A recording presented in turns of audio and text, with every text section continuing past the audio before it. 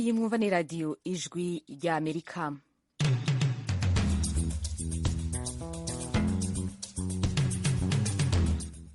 radiyo ijwi rya Amerika isamiranira i Washington DC mu Kirundi no mu Kinyarwanda. Mwiriwe inshuti mwese muduteze amatwi, muri kumwe na Oriane Itangishaka. No musi ni kuwa gatatu, musi tuganira ku magara y'abantu mu kiganiro Murisanga. Ikiganiro Murisanga mwumva buri musi kuva saa 10 amasaha y'i Bujumbura mu Burundi ni Kigali mu Rwanda. Mu Burundi n'ahandi henshi abanyagihugu batari bake na cane cane abakenyezi bibungenze barahura n'ibibazo bikomakomeye bijanye n'amagara yabo kubera kutabasha gushikira abaganga iyo babakeneye bitewe n'uburyo buke baba bafise canke kutagira ikibungururiza ku bitaro canke ku mavuriro. Rero mu kiganiro Murisanga co muri aka kanya turaganira n'abaganga bihaye Imana basanga abanyagihugu mu kibano kugira babavure, batubwire uko ivyo bikorwa bigenda, akamaro kavyo nico kogwa kugira bigwire. Ikaze rero nkuko bisanzwe mudushikirize nimero zanyu kuri Facebook yacu, ni Facebook ni radio yacu VOA, aho mushaka gutanga nimero zanyu tukabahamagara mugaterera ibibazo n'ivyumviro. Ikaze neza mu kiganiro Murisanga. Murisanga ni ikiganiro cy'ijwi rya Amerika kibanda ku bibazo binyuranye byo mu karere k'ibiyaga bigari bya Afurika. Ikiganiro gitumira abantu bo mu nzego zitandukanye bagasubiza ibibazo by'abakunzi b'ijwi rya Amerika. Ndi mu ntara ya Muyinga aho bita muri komine Giteranyi aho bitatura. Ndi hano Kampala Uganda. Ndi mu gisagara cya Bujumbura. Ni ikiganiro kimara isaha kuva saa 10 kugera saa 11 buri munsi kuva kuwa mbere kugera ku Cyumweru. Muri leta ya Colorado, leta zunze ubumwe za Amerika. Mbanje kuramutsa abo batumire mwadutumiriye. Nawe turagutumiye. Kurikira ijwi rya Amerika aho uri hose, haba kuri radio, kuri telefoni no kuri mudasobwa. Nawe turagutumiye. Ntuziheze, urararitswe buri munsi saa 10.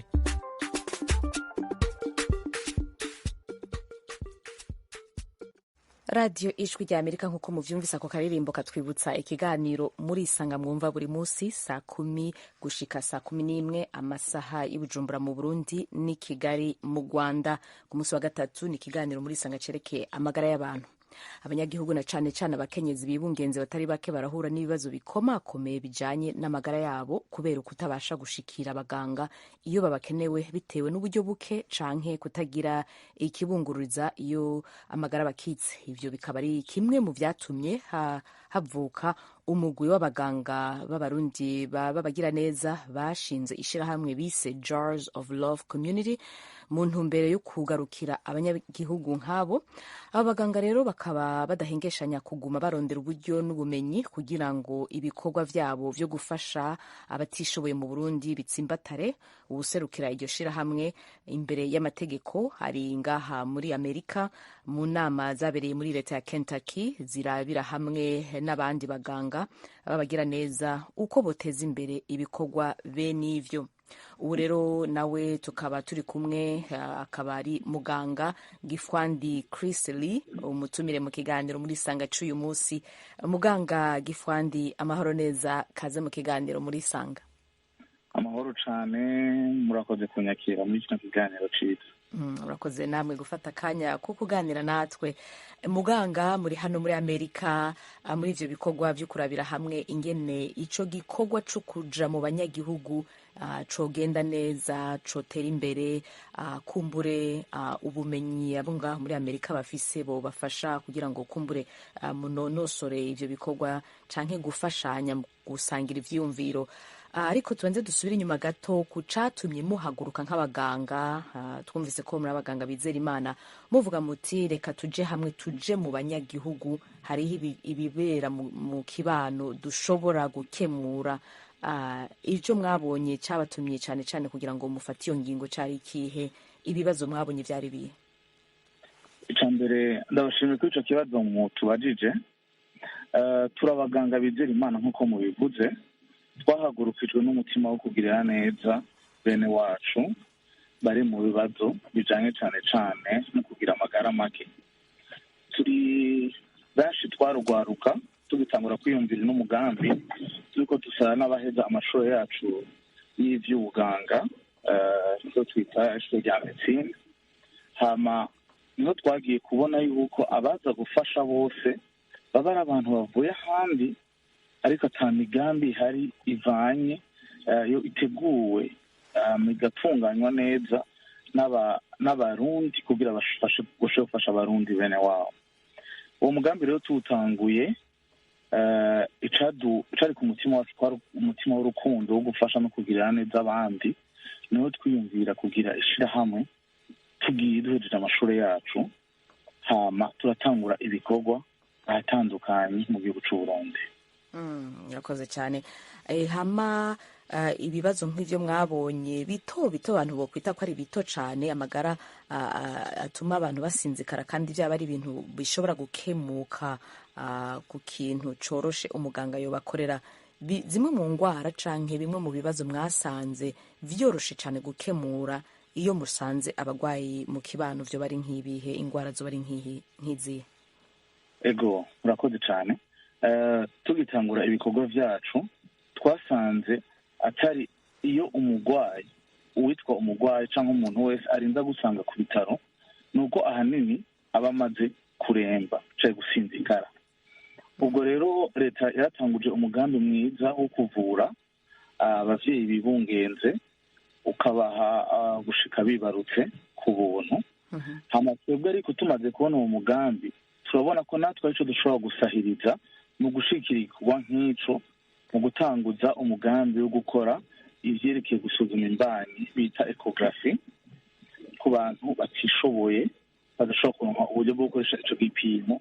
Kuko kanatsinda ishirahamwe mpuzamakungu ry'amagara y'abantu rirasaba uwibungenze wese yuko yokoresha cabura ibipimo bitatu by'ico twita ecography cyo gusuzuma imbanyi. Cabaye igikorwa ca mbere twahereyeko. Ica kabiri naco hari ingwara zibiri twahagurukiye ko twabonye yuko kenshi biva mu kutamenya ingene umuntu yitwara, ingene abaho, ingene afungura, ingene ico mu gifaransa bita mode de vie canke hygiene alimentaire. Utangura kugira amasekeza ku vyerekeye ingwara y'ivumbuka ry'umurindi w'amaraso bita hypertension n'ingwara y'igisukari bita diabete. Nizo ngwara twahagazeko cane mu kugira dushobore gutanga impanuro zo gukinga izo ngwara bivanye n'uko umuntu yohindura ukuntu abayeho. Mu kuvyera turagira ibipimo vyerekeye no gufata ivumbuka ry'umurindi w'amaraso cyangwa gusuzuma igisukari mu bihe bimwe n'ibindi, kubwo abo twariko turakurikirana bari mu mihingo itandukanye y'igihugu. Izo vyabaye ico nuvuga ibikorwa twahagaze ko mu gutangura. Tumaze kubandanya rero, tumaze kuba nk'abatanga kumenyera ibikorwa tubikora, twabaye dutandukira umuce w'indwara imwe mu makanseri akunda gufata abakenyezi, iyo twita kanseri y'ibere. Mu mwaka w'ibihumbi 2020 twatanguye isekeza aho ku isi yose abantu baba bari mu isekeza ryo guhimiriza gutanga impanuro canke kurondera uburyo bwo gufasha abantu bahitanwa n'iyo ndwara. Twamenye ko mu Burundi dushobora kugira ico tumaze mu gushobora kubwira abantu neza ngene bisuzuma hakiri kare, cyane cyane b'abakenyezi canke abakobwa bageze mu bigero, kugira bamenye umwe wese, kuko ibimenyetso bishobora gutegwa bituma umenya iyo ndwara ko uriko iraza n'urugero ushobora kubigezeko. Aho n'ibyo twagiye turakora gushika aho tugeze uno munsi. Murakoze cyane.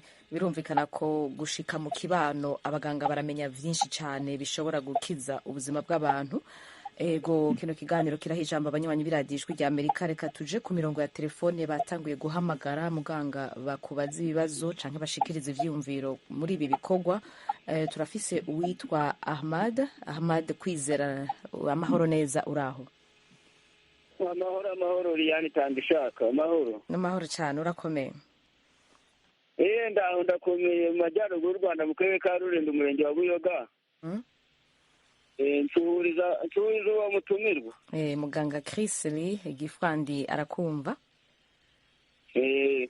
birakwiye ko ibihugu rimwe na rimwe byibanda ku buzima bw'ababyeyi, kuko umubyeyi ni ikintu gikomeye. Umubyeyi niwe atubyara, niwe dukomokaho. Birakwiye ko leta z'ibihugu zagakwiye korohereza nk'ababyeyi bajya kubyarira ku bitaro bimwe na bimwe bakabiha ambilansi yo korohereza ababyeyi mu rugendo rwabo, kuko iyo ubwo bufasha budahari usanga wenda ko umubyeyi yagera nko kwa muganga yarushye, ugasanga ahuye n'ibibazo, usanga wenda habaye n'impfu za hato na hato zikomoka wenda mu kuba atitaweho uko bikwiriye.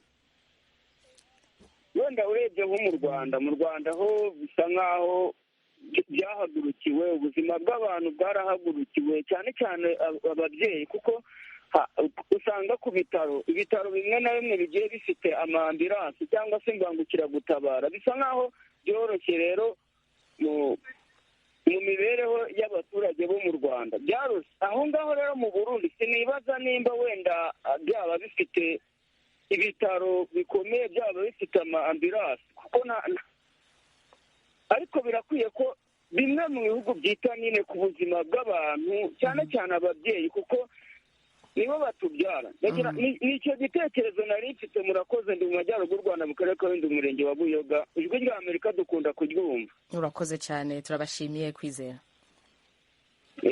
Yego muganga, ku vyumviro vya Kwizera mubivuga ko iki cyane cyane ko mufasha abakenyezi cyane, avuga ko bakwiye kwitabwaho cyane. Nivyo mu byatumye duhaguruka tugatanguza kino gikorwa cabaye kubona yuko by'ukuri abavyeyi bibungenze n'umugwi w'abantu bakwiye kwitabwaho cyane, mbere hakabaho n'imigambi itandukanye igira ico ikoze ku bwabo. Icerekeye ingene dutabariza i Burundi, hariho uburyo bw'amareferanse, uburyo bw'ukungene umuntu wese agenda arabwiririzanya. Naco gituma twe twatanguye umugambi wo twita abakorerabushake cyangwa wo bita aba community health workers. Abo nibo duheza tugaha inyigisho, tukababwira uko bakwiye gukora, uko bakwiye gutabaza, uko bakwiye gutangura gutanga ayo mahugurwa tuba twabahaye igihe tubasize mu kibanza, kuko aribo babana nabo bashobora kubikenera. Ico mugambi w'amambilanse nawo uriho, uriko uratera imbere aho ugeze, ariko turabona yuko ari ikintu cahagurukiwe by'ukuri. Turizera neza ko dushize hamwe twebwe n'abandi bose ushobora gukora ibikorwa nk'ibyo dukora, tugiwe cyane na leta yacu, dushobora kugira iyindi ntambwe tubitejeko. Abarundi baravuga ko atavuka rimwe ngo yuzure ingobyi. Turizera neza yuko mu myaka iri imbere niyo twabandaniriza kuri uyu murindi turiko, bizotera bigafata intumbero nziza. Mwakoze. Kwizera aravuze ku kijanye no gufasha abakenyezi, yego, ariko hariho n'amashirahamwe amwe mwoba mukorana nayo abafasha mu bikorwa muba murimwo, nk'abo bagira neza muvuze. Hariho amashirahamwe amwe duhora tuganira nayo nka les sages femmes, baja nabo nyene mu kibano kuja gufasha abakenyezi baba bafise ibibazo bibungenze canke bagira bibaruke. Murakorana nabo canke ayandi mashirahamwe kugira ngo mwunguranye ubumenyi, mushike mu kibano muri kumwe, mufashe abanyagihugu? Ego, bivanye n'igikorwa kiba kiba kirakorwa, umuntu wese araraba imbere yo gutanga igikorwa ico novuga ubumenyi aba afise muri ico gikorwa, hama agahamagara abandi. Hari imigwi rero itandukanye myinshi ikora bino bikorwa dukora, ariko iyo dusanze bivanye n'uwo dukeneye turamuhamagara kandi turafashanya.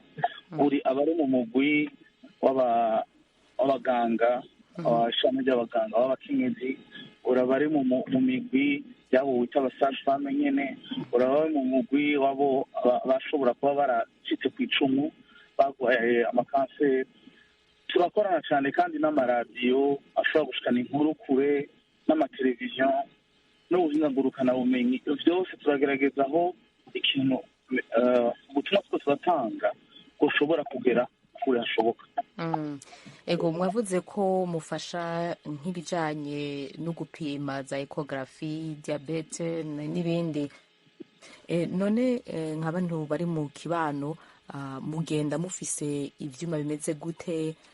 murapima amaraso, murapima umurindi w'umutima, muba mubikora gute neza na neza? Muba mufise ibikoresho mukeneye canke murakora ibisanzwe hama ibindi mukabizana ku biro canke ku bitaro? ego sinavuga ngo ibikoresho turabikwije, ariko ibyo dufise biraduha gushobora gukora ibikorwa by'ibanze. Ni ukuvuga tuba dufise, turategura ibikorwa dukunze kwita amakamp medical, aho tugenda tukamara iminsi hagati y'iminsi 4 n'iminsi 7 mu kibano turi kumwe n'abantu, kuba tuba twamaze kugira amatohoza tukamenya ibibazo bijyanye n'amagara y'abantu biri muri ako gace. Hama tugatwara ibikoresho by'ibanze, ni ukuri turatwara ibyo twita amapare ya ecography ari portatif, tugatwara amatensiometre, amaglycometre, n'ibipimo byo gupima ibyo twako turavuga. Hama kubo dusanze bakeneye kubandanya bakurikiranwa, twaratanguje ivuriro ritoya rishobora gutuma tubaha access cyangwa tubaha uburenganzira bwo kuza baradusanga ku ivuriro kugira bakomeze basuzumisha ibipimo biba bikenewe, hama bashobora kubonana na muganga.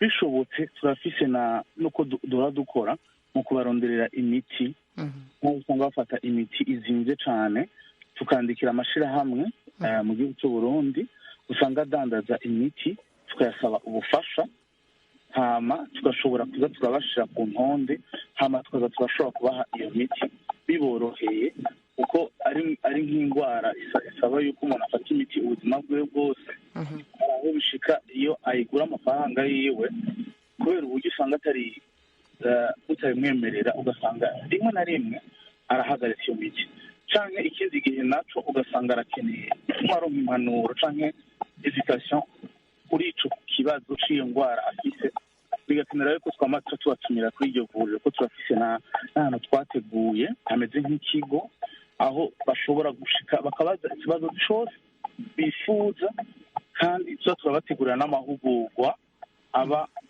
rimwe cyangwa kabiri mu ndwi, kugira bashobore kuronka ubumenyi byerekeye ingene bugendana n'indwara zimwe bita indwara zidakira. Ego uravuze amahugurwa, turaza kuyagaruka ko mu kanya. Kumbure bimwe mu byo mubona abanyagihugu bakwiye kwigishwa canke kwibutswa, kubwirwa cane ku bijanye n'amagara yabo, kandi iyo mugiye mukabashikira mu kibano, kumbure benshi baravyumva kuko ntibaba barinze kuja kurondera ubwo bumenyi. Ariko kandi muravura n'abagabo nabo nyene ibibazo bakunze guhura navyo bataza kwivuza kwa muganga. Ni ibihe mubahamagarira kwivuza iki cane cane iyo mugiye mu kibano mugasanga ntibavyitayeho cane? Muri make ego n'abashingantahe baratwitura cane cane, turakunze kubahanura byerekeye n'imibereho yabo ya misi yose, ni ukuvuga uko bafungura, ingene kenshi usanga benshi bakunda guterama, bateramiye ku gacupa, abantu ukuntu bakwiye kugira consommation responsable, tukaganira nabo cyane ko usanga bashobora kuba bafata itabi canke ibiyayuramutwe, tukabereka ingaruka zigira byose bigira ku magara yabo. Hama rero iyo batwituye kenshi barakunda kuza bafite ibibazo cyane byo gusinzikara, kuko aho abakenyezi n'abana bobo rimwe na rimwe bo baritabariza, ariko abagabo b'abarundi barakunze kwihagararako, ugasanga birafashe akanya kugira ngo barinde baza kwegera umuganga. Indwara rero nyamukuru dukwiye dusanga bafise nabo nyene n'ivyo, turasanga bafise izo ndwara zerekeye ivumbuka ry'umurindi w'amaraso, turasanga bafise izo ndwara z'igisukari, turasanga hariho bamwe kubera itabi canke ibindi bafata, ugasanga barafise ibibazo byo guhema. Navyo nyene turakunze kubisanga ku bantu b'abashingantahe. N'indwara y'igitigu nayo nyene irakunze kugaragara mu bashingantahe dukunze kwakira hamwe n'abasore usanga twakira. Hama rero n'ibindi bibazo bijanye no gufungura nabi, bijanye no kudakora imyimenyerezo mu buzima bwabo bwa misi yose, n'ibindi bibazo usanga bivanye n'akazi bakora, navyo nyene turakunze kubibona ku bagabo cane. Hama tukagereza kubaha impanuro, abo bishoboka tukabaha imiti, n'abandi tukabona tubakurikirana dukoranye n'abo bandi bashobora kuba bafise ubumenyi buri hejuru gato ku byerekeye indwara zabo. ego reka tubandanye ku murongo wa telefone twakira uwundi munywanyi twagira Yezu Marcel, uraho neza, kaze mu kiganiro. Muraho, murakomeye, murakoze kutwakira kuri radiyo yacu ijwi ry'Amerika, ndetse n'umutumirwa ndamusuhuje, ngiye kumubaza ibibazo bibiri gusa. Ikibazo cya mbere, iyo bavuze ahantu hataragera ibikorwa remezo cyangwa se abantu batishoboye, baba bashatse kuvuga iki? Kuko hari igihe umuntu aba atishoboye ariko atari uburyo bwa mikoro, ahubwo agace aherereyemo hari ibikorwa remezo bitarahagera bimufasha kugera kwa muganga byihuse. Ibyo bigatuma agace aherereyemo kabarwa nk'aho ari agace k'abatishoboye, nyamara ahubwo ari ikibazo cy'ibikorwa remezo bihari. Hari ukutishobora kubera ko nta mikoro ku buryo bufatika, amafaranga cyangwa se amahera, kubera ko ayo ngayo ari ntayo. Hakaba no kutishobora kubera ibitekerezo bikeya biri mu mitwe, ugasanga ahantu ari ibikorwa remezo birahari, ari n'ayo mafaranga arayafite, ariko bya bindi byacu, imico kama tuvukamo bitewe n'ibihugu byacu bya Afurika uko tubayeho, ngo buriya biraza kumera neza, biraza kugenda neza, aho kujya kwa muganga reka njye guhamura imiti ya kirundi, ya kinyarwanda. Ibyo nabyo ugasanga uwo muntu abarirwa mu batishoboye. Iyo mutoranya abo mujya gufasha mushingira kuki? Icyo ni ikibazo cya mbere. Ikindi kibazo cya kabiri, umuryango wanyu ni uw'abagira neza, ingengo y'imari mukoresha iyo muri ibi bikorwa iva hehe?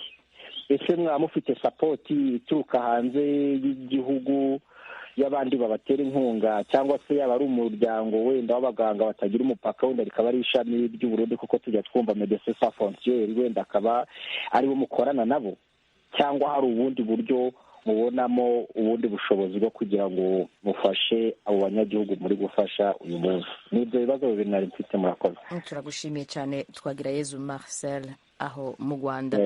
Muganga Gifandi, urumva ko kenshi kumbure hari n'abandi baba bifuza gukora ibikorwa muri ko murakora. Cya kabiri ciwe Marcel abaje ati imfashanyo muzikura he?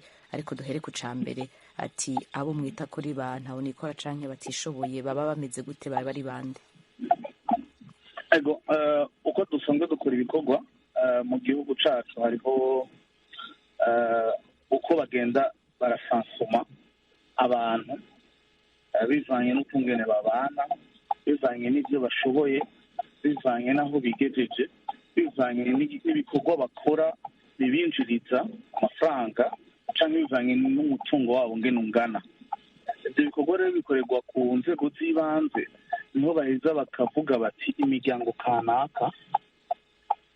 kanaka irafise ikibazo kimwe canke ikindi. Ubwo rero dukoreye ku maraporo ava muri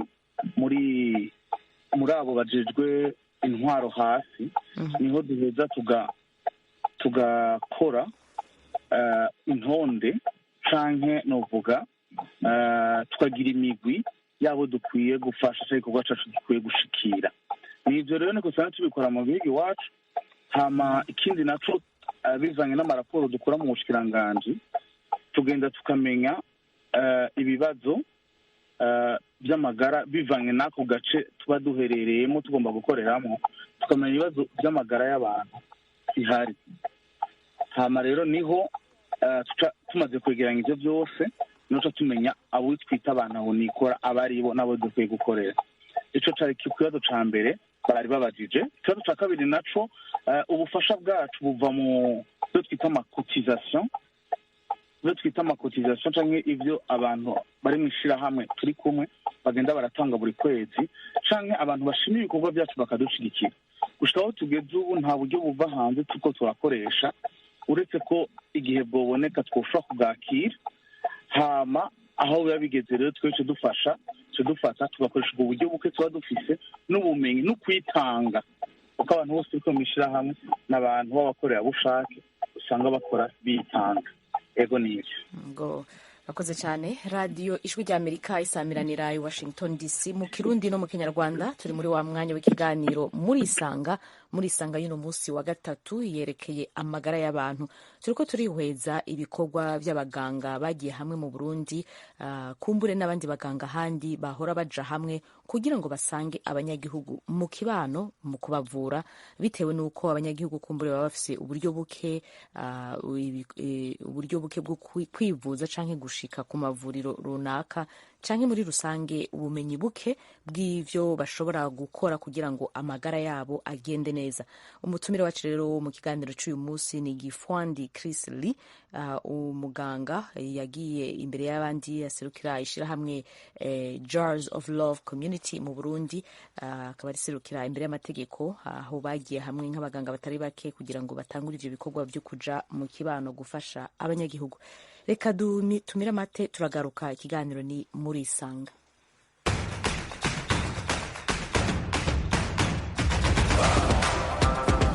Igikombe cy'isi cy'umupira w'amaguru muri Katari, irushanwa rihiga yandi yose mu mikino yose uko yakabaye riraje. Radio Ijwi rya Amerika igutumiye kwifatanya n'abandi kunogerwa n'umukino uhatse yindi muri Afurika. Radio yanyu izabakurikiranira iki gikombe cy'umupira w'amaguru mu buryo busesuye, tubakorera ubusesenguzi bwa mbere y'imikino na nyuma yayo, tuganiriza abakinnyi bazigaragaza nk'ibihangange, tuvuga ku batoza no ku makipe azatungurana, tutibagiwe no gusangira ijambo n'abafana bazaba bari hirya no hino muri Afurika ndetse no mu mujyi wa Doha muri Katari. Mu gihe cyose iri rushanwa ry'igikombe cy'isi rizamara, radio yanyu mudatenguha nayo izaba ihari ku bwanyu. Ntimuzacikwe n'ayo mahirwe y'imboneka rimwe yo kwishimana n'abanyamakuru ba Radio Ijwi rya Amerika. Twese hamwe tunogerwe n'uburyohe bwa ruhago.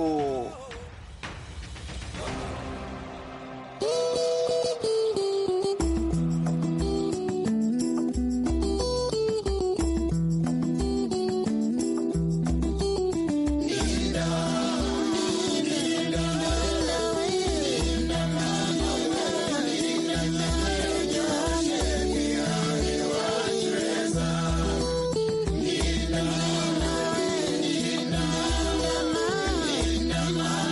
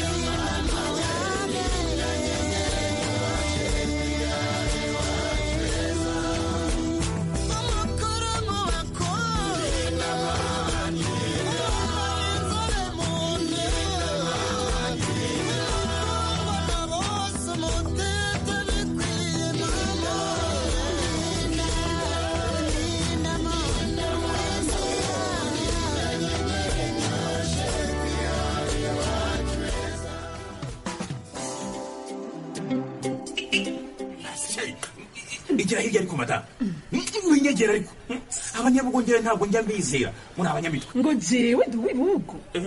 yego rata uri umunyarusangikazi kuko nibo bagenda binyozora nk'inka zabo.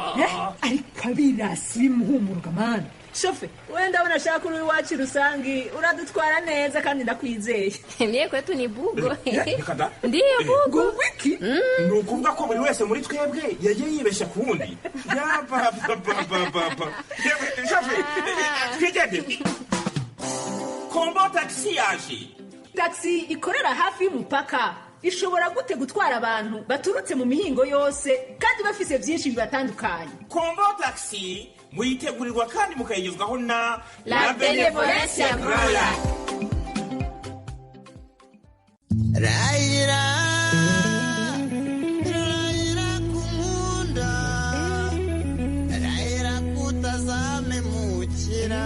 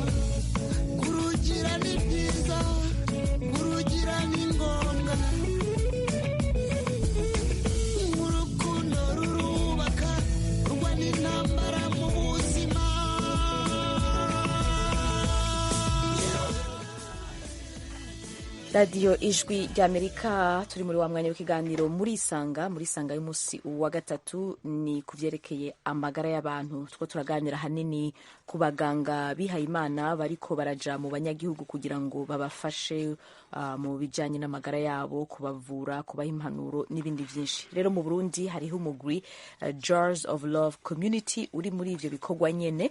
Umuyobozi w'iyo shirahamwe, iryo shirahamwe ari hano muri Leta Zunze Ubumwe za Amerika, ni muganga Gifwandi Chris Lee, akaba ariko aratwiyagira ku bijanye n'ivyo bikorwa baba barimwo mu banyagihugu, intambanyi zimwe zimwe kumbure bahura nazo, akamaro k'igikorwa nk'ico. Chris, kaze muri Amerika, uri ngaha muri ivyo bikorwa nk'uko watubwiye mu ntango z'ikiganiro. Reka tubanze tuganire ku bijanye n'ayo masekeza mugira mukaja mu banyagihugu kuja kubavura canke kubafasha. Muyagira kangahe, muyagira hehe neza na neza, cane cane mu Burundi aho mukorera? Ego, turafise ubwoko bubiri bw'amasekeza dukora.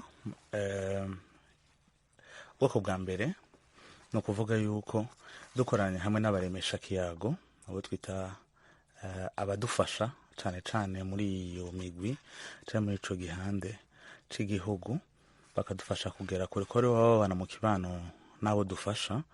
Turakora amasekeza bivanye nuko hari igisabo, hari igisabo c'ikibazo kimwe. Aro nkamwe ushobora usanga hateye ikibazo ku vyerekeye gufungura nabi, ahandi hateye ikibazo ku vyerekeye ingwara zimwe canke izindi, ahandi bakeneye inyigisho bivanye no kwikingira ikibazo c'umugera wa sida canke ibindi. Aho n'igihe habaye igisabo, ivyo dukunda kubikora rero mu gihe c'ukwezi kwa kabiri canke mu kwezi kwa gatatu aho bitangurira umwaka. Hariho ikindi gikorwa kininiya ariko twita Comedy Can, aho hoho aritwe tubitegura, tukaja ahantu mu gihugu baba badashobora kuronka umuganga mu ntara imwe canke iyindi. Ishami ryacu rimaze imyaka 5 ryemewe imbere y'amategeko. Buri mwaka rero turakoresha kuwa kinini, aho usanga dufise abagwayi barenga 1000 bo kuvura mu mice itandukanye. Hari abo bashobora guhura na muganga bakaganira ku bibazo bafise, hari abashobora kurikiranira imbanyi zabo baba bibungenze, hari abafise ikibazo c'amenyo cane cane turabikoreramwo, hari abafise ibiguma bininiya bidakira kandi bivanye n'ibibazo bafise, bagakenera n'ibipimo tubagirira kugira turabe impamvu ico gikuma kidakira, navyo nyene turabikoreramwo. Hariho gusuzuma ivyo navuze, umurindi w'ivumbuka ry'umurindi w'amaraso hamwe n'igisukari. Ivyo rero ivyo bikorwa byose biba ahantu hamwe, aho tuba twagiye, tuba tuzi ko abo bantu bagaragaje ko badashobora gushika ko kwivuriro kubera uburyo buke canke naho kubera kutamenya. Ivyo rero turabikora rimwe mu mwaka, cane cane hagati y'ukwezi kw'indwi no k'umunani, naho dukunda kubikora ko aba ari igihe mu gihugu c'u Burundi atamvura ibihari. Hama hari n'igihe bikenewe naho dukora mwene ayo masekeza mu mpera z'umwaka nko mu kwezi kwa 11. Imbere y'uko nza muri kino gihugu twari dufise isekeza ryatangwa itariki ya mbere gushika itariki 5 z'ukwezi kwa 11, aho naho twagiye mu manuko b'igisagara ca Bujumbura, mu byo no kwita ahegereye igisagara, ariko naho nyene hari abantu bamwe bamaze kugaragaza ko babayeho batishoboye. Twabamaze imisi ishika kuri 5 tuko turabitaho. Urumva ko mu kwezi kwa kabiri kwimirije muzogira isekeza, abantu bitabire ivyo bikorwa bizobera hehe? Hama muzoca amafaranga canke bose bavugwa kwa gusa? Ishama ryacu nta mafaranga rica. Ego, igihe twateguye mwene ivyo bikorwa tuba twarondereye ubufasha mu mpande zitandukanye. Twaba dushikiye muri ukwezi kwa kabiri tubikorera ahantu bita ku Buterere, ku bahazi, n'ahantu hari abakenyezi baba kwiyarara. Ibikorwa vyacu rero bizoba bihagaze ngaho, nibo tuzoshobora gukorera ko ivyo bikorwa.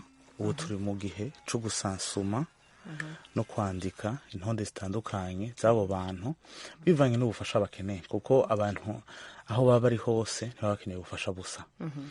Kandi ibibazo ntibabisangiye, nico gituma rero tugira igihe co kugira kwegeranya, kugira icegeranyo co kugira tumenye ibibazo bihari, hama tumenye ico umuntu yobafasha kugira muri rusangi umuntu yitegure neza igikorwa. abanyabuterere rero mu gisagara ca Bujumbura bitegurire mu kwezi kwa kabiri ko abaganga babagira neza ba Jars of Love Community bazoba babagendeye baze kubavura. Ahanini bitege ko muzoba mujanye ibikoresho bimeze gute canke muzobavura iki? Ahanini murabimenya canke muracabitegura? Cane cane ico kose korana n'ishirahamwe risanzwe rikorera ngaho ku Buterere, ibikorwa rimazemo igihe ryatwituye mu buryo bw'uko rizi ko dusanzwe dukora ivyo bikorwa, gitwa AWOR, mu majambo yose ni Action for Human Rights. Niryo rero tuzokorana ivyo bikorwa, urumva ahanini tuzohagarara kuri abo bakenyezi n'imiryango yabo. Yego. Urakoze cyane muganga Gifwandi Chrisley ari hano muri Leta Zunze Ubumwe za Amerika. Uramaze iminsi hano, mbega Amerika uyibona gute muri make mbere yuko tuganira ku bikorwa wajemo? Amerika ni igihugu ciza, ni igihugu kinini, ni igihugu gitanga ubumenyi, kuko ikintu cyose ubona muri kino gihugu kirakwigisha, hama bishobotse kikaguha guhindura ivyiyumviro. Nico gikomeye maze kubona muri kino gihugu. Hama ikindi naco abantu baho batwakiriye neza, imisi tumaranye tuganira neza, urabaduha inyigisho, urabo duhora mu bitandukanye, bose tumeraniye neza n'amahoro cyane. Ni byiza cyane muganga Gifwandi. Reka kumbura tubwira byinshi mu nama zimwe wagiye urajamwo, ivyumviro mwasangiye, ivyo mushobora kuba mwarahakuye, ariko ku murongo wa telefone abanywanyi biradijwe cya Amerika barabandanya bahamagara, barafise ibibazo canke kumbure baterere ivyumviro ku bikorwa vy'abaganga baja mu kibano gufasha abanyagihugu. Turafise ku murongo wa telefone David, kaze neza mu kiganiro muri Sanga. Murakoze cyane, ndabashimiye. Nanjye David Nsengimana, ndi mu karere ka Nyagatare mu ntara y'Uburasirazuba bw'u Rwanda. Mbere insanganyamatsiko nziza mwabaturage, mbere ntabwo ibitekerezo nk'uko impande z'imiryango yita ku buzima bw'abantu igenda igarukaho, hari zimwe mu ngamba zigenda zifatwa mu kugira ngo hagabanuke impfu z'ababyeyi n'abana. ni ukuvuga kuba yapfa byara, hari zimwe mu ngamba zafashwe kugira ngo bigabanuke. nkagenda nkibaza ngo ese nibura ibihugu bimwe na bimwe byo muri Afurika, reka nibande ku bihugu biri mu butayu bwa Sahara, Rwanda, Burundi n'ibindi, ntabwo njya mbona imiryango y'ibyo bihugu yita kw'abo bantu. nkibaza ngo ese nibura nko ku bihugu by'ubwabyo, mu bihugu byo ubwabyo hari umwihariko bagira. nko mu Rwanda n'ejo bundi hari icyumweru cy'umubyeyi n'umwana twaragitangije, birimo n'ubu ngubu. nkibaza ngo se nk'ibihugu bindi hari indi myihariko bagira kugira ngo bagabanye icyuho kiri ku mubyeyi, kiri ku babyeyi bapfa babyara. ese nko mu Burundi naho nsoma cyegeranye ejo bundi, mbona mu Burundi haracyari icyuho kinini cyane. nkibaza se nuko nta ngamba bajya bafata zihamye, kubera ko ni ikibazo cyane, ni ikibazo kuko nk'iyo uwo mubare ukomeza kwiyongera hari byinshi tuba turi guhomba. nkagira ngo wenda nibura niba hari nk'imiryango yihariye igenda ishyirwaho mu gufasha cyangwa gukurikirana umubyeyi, ubuzima bw'umubyeyi n'umwana we, kugira ngo dusigasire umuryango w'ejo. umutumirwa yatubwira nta kibazo. Yego Daniel, urakoze cyane. Muganga avuze ati mbega amashirahamwe arakwiye, ibikorwa birakwiye byo gufasha abakenyezi bitaba Imana bariko baribaruka, wowe ubibona gute? novuga yuko kuri ico yaravuze mu gihugu cacu Burundi ibikorwa biriho vyiza. ndavye nk'umugambi wa leta wo kuvura abana batarenza imyaka 5 hamwe n'abavyeyi bibungenze ku buntu, namwe mu migambi myiza yagaragaje igashoboza no kubona abantu benshi bagiye bapfa bishwe bahitanywe n'imbanyi canke bagize ikibazo ku vyerekeye amagara yawo muri uwo muce w'abantu ugabanuka. Twagiye tubona abantu bagenda baritabira uwo mugambi, ariko twebwe natwe ico dukora ni uko turi rimwe mu mashirahamwe. Hariho n'abandi benshi bakora ibikorwa vyiza kandi vyinshi, twaje gusahiriza aho tubona yuko hariho ikiba kitariko kirashikira bose, tukaca tugerageza gufasha. Twebwe rero nka bamwe mubono kwita abapartenaire muri ivyo bikorwa, usanga kenshi tugenda turashigikira, ubundi leta irashiraho umushinge hamwe natwe tukagerageza gushigikira ibikorwa biba biriko birakorwa, kugira twese hamwe tugerageze gufasha, aho uko ata muvyeyi n'umwe abura umwana wiwe canke ngo ahitanye n'imbanyi. Ibikorwa rero biriho vyinshi cane, hari n'amashirahamwe menshi ahari amaze igihe, n'ayandi ariko aravuga mbere, afise n'umurindi munini w'ibikorwa bizogenda biragaragara buke buke, tukagenda turabibona. Ico novuga kindi nuko ubu hariho gukanguka mu mice itandukanye y'abafata ingingo mu kugira borohereze n'ayo mashirahamwe ariko araza, kubera igikorwa cayo kirahaye kiragaragara, aho umuntu wese iyo tugiye gusaba impusha ku bikorwa tugomba gukora turoroherezwa. Iyo ari mu vyerekeye ibikoresho, mu vyerekeye ibindi vyose turoroherezwa. No kuvuga ko na leta yacu iradufasha neza cane kugira ngo imigambi itandukanye igende iraja mu ngiro. No kuvuga rero yuko sinovuga ngo twarahejeje, ariko impinga iracariho, ariko turi ku kivi. Ego, reka twakira uwundi munywanyi w'ijwi rya Amerika ku murongo wa telefone. Ni Fabien Mvuyekure. Fabien Mvuyekure, uraho neza? Mahoro, ndaramutse n'abariko barakurikirana ijwi rya Amerika. Urakoze. Ego, ndamukiriza n'umutumirwa. Arakumva, muganga Gifwanda arakumva. Ego, amajeho akabazo mfise n'utubazo tubiri, kandi ibindi n'inyunganizi. Akabazo ka mbere nagira namaze ati, mbega ubwo bufasha bwanyu bwoba buri mu gihugu hagati canke bwoba buri mu gisagara ca Bujumbura? Kuko akarorero nk'amavuriro usanga ari no hagati mu gihugu, akarorero ndi mu ntara ya Karusi muri komine Gitaramuka. Ngiye kuraba basanga ayo mavuriro yo mu kiciro canke mu gisagara ariyo yoba afise ingufu zinini mu kwitaho amagara y'abantu gusumba ya leta par raporo. Ikibazo gica kihaba nayo usanga ayo mavuriro nubwo baba bariko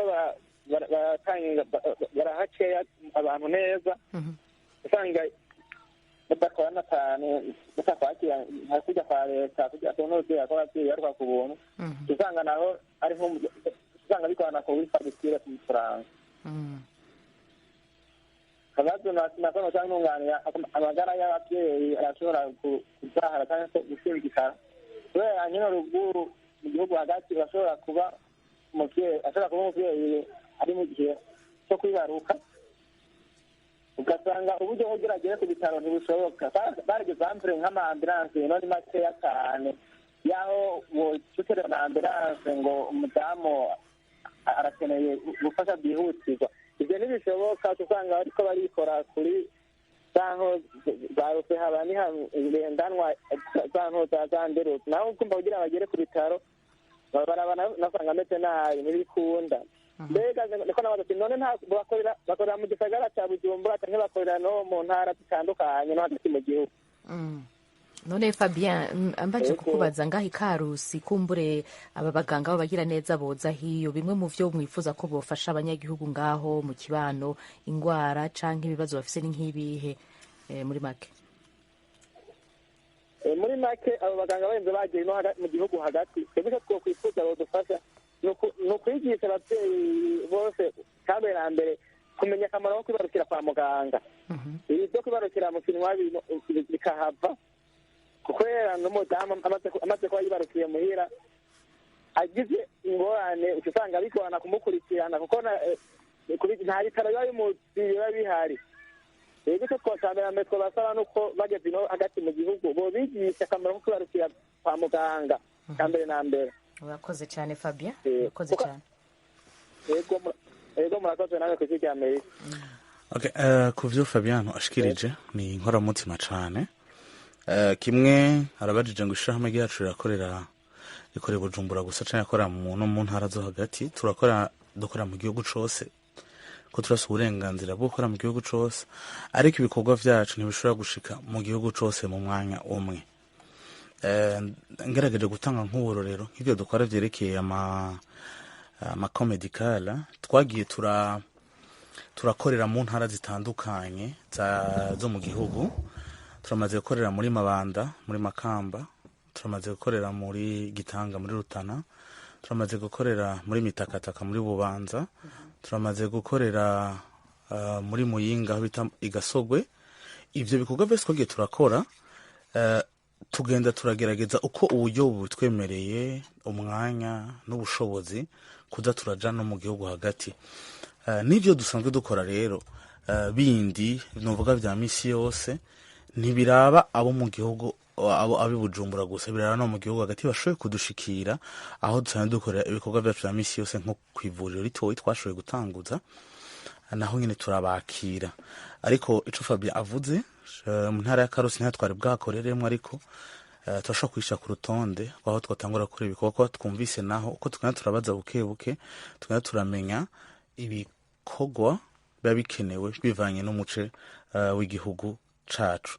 Hama uravuze ikindi kintu gikomeye kucerekeye kwigisha abavyeyi, no kuri niwo muhamagaro wacu, nico gikorwa kiri ku mutima wacu, kwigisha abavyeyi kuvyarira kwa muganga, kwigisha abavyeyi na burya leta ibiduhimirizamo, kwigisha abavyeyi gusuzumisha imbanyi zabo kugira dushobore gukinga haho ko umuvyeyi atakaza ubuzima canke agatakaza ubuzima bw'umwana yibungenze. Murakoze.